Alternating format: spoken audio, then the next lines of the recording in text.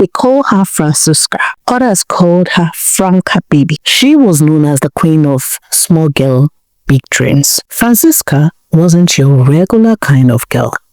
Francisca was that kind of girl that sit down and imagine a lot. She already pre-planned her life. She already had things and how she wanted her life to be. Her parents, Mr. and Mrs. Moses, weren't rich. They barely had enough. They had sent their daughter Francisca to go learn tailoring. But in less than 3 months of learning that, the madam kicked Francisca out. Not because Francisca couldn't sew, but Francisca wasn't devoted to it. She barely came. She was just causing confusion in her place of work. Her parents got fed up of it, and I told Francisca, you have to learn a skill. You have to learn a skill. You don't think that this world is going to feed you. Do you think here in Nigeria, teenagers are placed on government-paid allowance? You have to learn something in order to be something in life. Yes, we can't send you to school, but it's not our fault. Yes, we can afford for you to go and learn a skill. So try and put your mind in it. Francisca tried her possible best. After they found out that she couldn't succeed as a tailor, they decided to get a job for her. But this time around, rather than going there free of charge, she was going to get a job that was going to pay. So Francisca's parents spoke to people and they were able to get her a sales girl job. That was when the true color of Francisca came out. Francisca would use her little salary to buy short clothes, trending clothes and bags, things that were so fake to the core. She wanted to feel among with the kind of girls in her age grade. What does her mother mean by giving her Miriamaka skirts? Very long skirt to put on. Francisca will use her salary, buy various kind of clothes and shoes, and wear them to work, looking irresponsible. The oga at the place of work paid little or no attention to her sense of dressing. All that mattered to him was that she was getting the job done. And that was how Francisca started attracting guys. Whenever she was attending to a male person, she tried to put maximum attention. She tried to make the man notice her so he could exchange number with her. Some did, some others neglected her and just considered her a teenager. It's their time. Yes, they want to shine. But with the passing days, her dress sense became a topic for everyone in the neighborhood. And her parents became angry with it. They had pleaded with Francisca to repent, to change. Francisca didn't listen to them.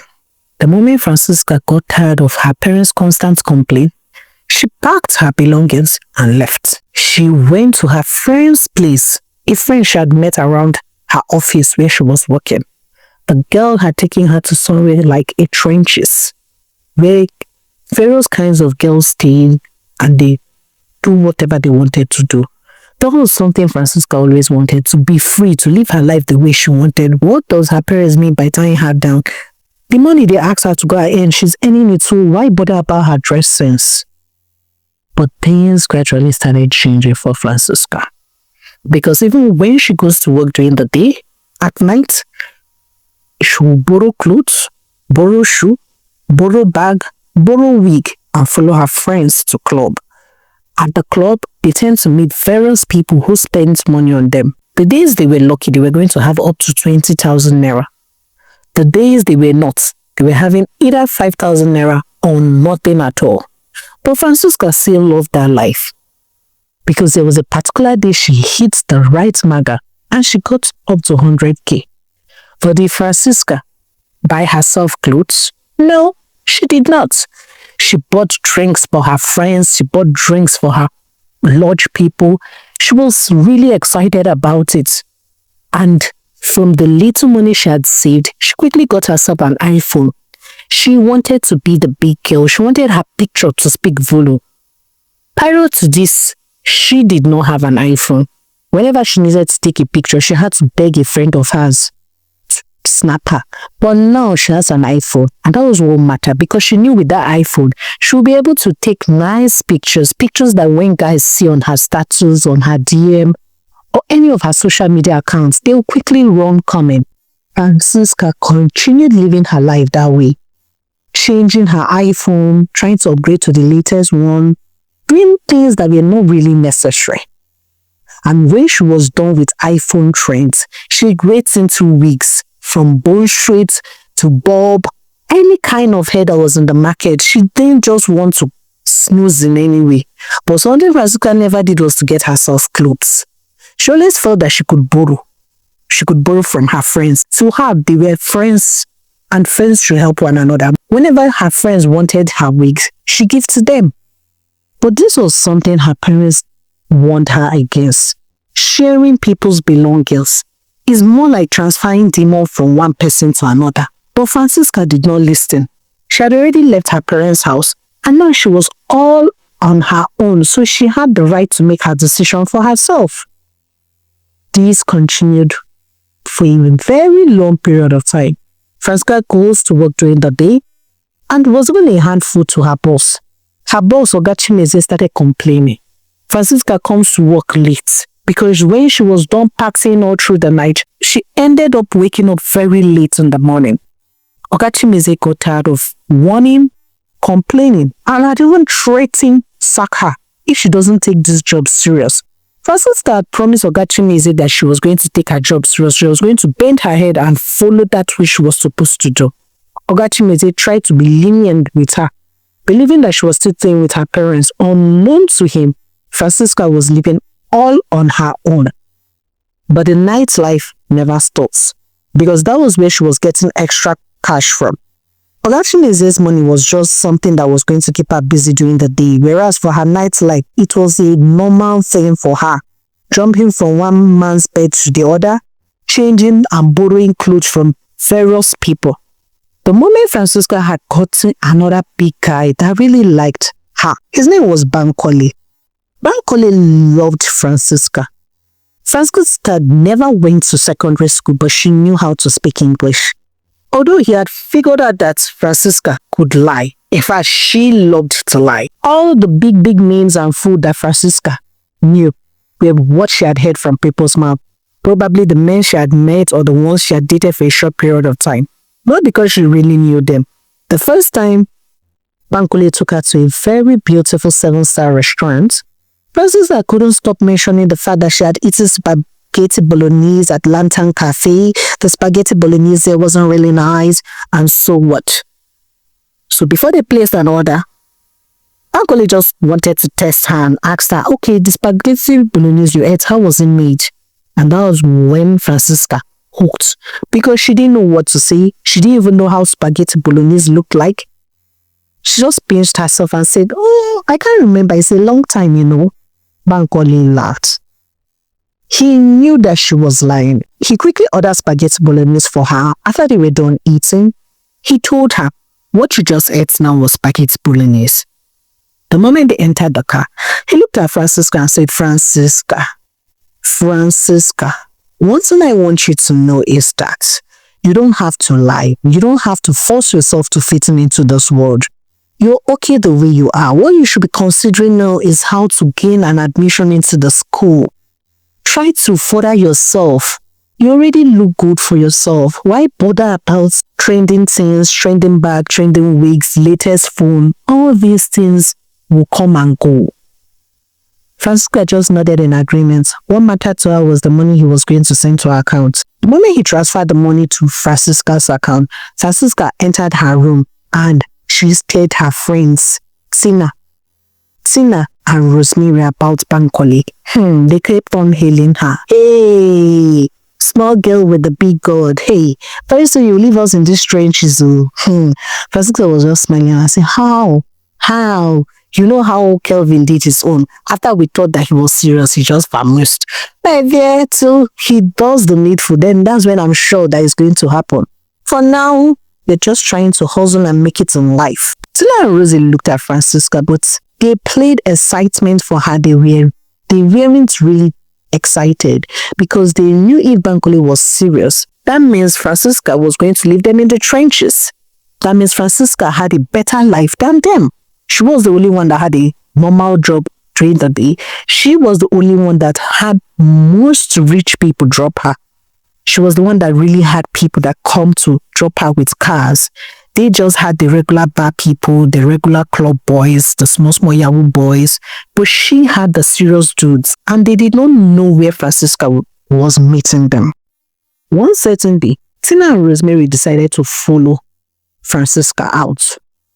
She was off that day from work and she wanted to just hang out in the garden. They believed that if they were going to have high chances of meeting someone as nice as Bankole or just someone of a better class. To which they did. And while they were sitting there in the garden and having fun, 3 handsome men walked towards them. They greeted, exchanged pleasantries. But the moment they heard them speak, both Tina and Rosemary, the men were really, really offended. They had even asked Francisca how she managed to communicate with the girls. Francisca smiled and said, "They're my friends. What do you mean? We've all been in this together. We've known ourselves right from when we were small." But rather than Tina and Rosemary appreciating what she was saying, they felt that she was trying to mock them. Being that she knew how to speak good English, she knew how to arrange her statements, she knew everything that was happening. They just nodded to themselves like, can you imagine this girl? This girl that we brought to come and stay with us, she's now feeling like she knows how to speak English. We'll deal with her, they said to themselves. But as the days went by, Bankole became very, very serious. So serious that he had even registered for Francisca to write JAMB and WAEC. Francisca told him that she wasn't serious about it. In fact, she did not even attend secondary school. Bankole told her that I can put you in a night school. I can make sure you excel. So don't even tell me about JAMB. Don't tell me. If you're willing to, if you think you can excel, then what is holding you back? So Francisca made up her mind to. Since he was the one paying the bills, right? She wasn't even paying for anything. And he still sent her monthly stipends. So why should she bother? Francisca took the evening classes. She wrote her WAEC, she wrote her JAMB, and she did excellently well. Bankole had also told her to try and get into a federal university. Not because he couldn't afford a private university, but he wasn't the kind of man that wanted to spend a huge amount of money on a girl and much later she was going to leave him. Francisca did her best. She wanted to become a chartered accountant. She did her best and she had gotten into a federal university. She was really happy. The day she shared the news with Bankole, Bankole was so excited. He had promised her that he was going to get her a house close to the school. Francisca decided to take her good news to the girls. She told Tina and Rosie about it. She told them that she was finally going to the university and things were going to become better off for her. They all smiled and wished her well. And a few days down the line, when Francisca was trying to throw a final goodbye party for the girls, she had seen a very beautiful blue dress in Tina's wardrobe. She told Tina to please lend her the dress as she would love to wear the dress for their party. While she was making up, Tina rubbed some substances on the dress and gave it to Francisca. Francisca wore this dress and they went partying. They were really excited for her. They all wished her well while she was going to school. Francisca bought them drinks, bought them things, even gave them her remaining foodstuffs she had in the trenches as Bankole had promised to do everything for her. That night after they returned from the club, she removed the dress and returned it to Tina. She rode her bus and went to her new apartment. When she woke up the next morning, her whole body was red. It was like her skin was peeling. She couldn't even understand what was going on. What happened? Did she take any drink she was allergic to? She quickly called Bankole on phone. And when Bankole came and rushed her to the hospital, the doctor quickly told her that she had been poisoned. But she didn't know how that was possible. Bankole asked her, what did you do? Did you do anything? Did you eat anything strange? She said no, that every drink they took was something she was familiar to. The only thing she was sure was that she borrowed the dress from Tina and they went to the party. The doctor collected some samples of her blood and even did skin tests. And that was when they found out that she was poisoned She was so lucky that the poison hadn't gotten deep into her blood, because the doctor had told her that if the poison had got into the blood, then it would have been worse than what she was seeing. Francisca couldn't even believe in her wildest imagination that her friend would do that to her. It took her 6 good weeks to recover from what Tina had done to her. But she told herself that she must confront Tina. So she went back to the trenches to talk to Tina. Tina looked at her and said, I don't understand. And so what? You're fond of borrowing. Don't you get tired of borrowing? You borrow. We buy with our money, you borrow, and you go out and live good. Then the men will be admiring you. It's not my fault, oh. Even your last day, you couldn't even be contented with the dress you have in your bag. You still had to borrow. Can you imagine? We brought you here and you want to live without us. You could not even say, oh, join me to my new apartment. Join me to where I'm going to. You just want to leave us. Nothing at all. I don't blame you, because Bankole came your way. I even wish this had done worse. You would tell me whether that Bankole would have stayed with you. Francisca could not believe what was coming out from Tina's mouth. And Tina reminded her, that reminds me, that day we followed you to the park. So you were talking about us as if we were just regular friends or what? And Francisca tried to make her understand that she wasn't belittling them. She was trying to defend them. She was stating the fact that they were friends they've known for long. How in God's name did she make them feel less? That the fact that she knows how to speak English is not her fault. Tina was just being jealous. And Rosie kept on begging her because she never knew that Tina was going to take it that far. Francisca just looked at her and told her that the only reason I'm forgiving you today is because I just want to let bygone be bygone. I hope you have a better life. I hope you have a better future. Francisca stormed out of the house and left. But the moment she sat down in her car, Bankole quickly looked at her and told her, the moment you get to school, I hope you don't even borrow as little as biro. Because you don't know that all these things are very important. You think it's someone giving you a hand of help. Not everything is gotten for free. Stop borrowing. You would have avoided this mess up if you had won what you have. She looked at Bankole and told him, I understand. I'm sorry. I understand. I promise I'm going to live a very, very good life.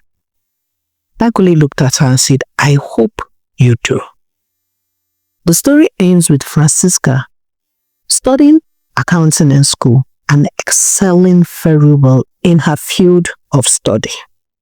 Thank you very much for listening to that story of the day. Please, I would like you to share what you've learned from this short story.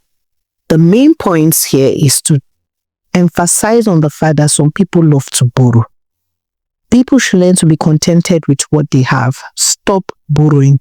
He who goes borrowing goes sorrowing.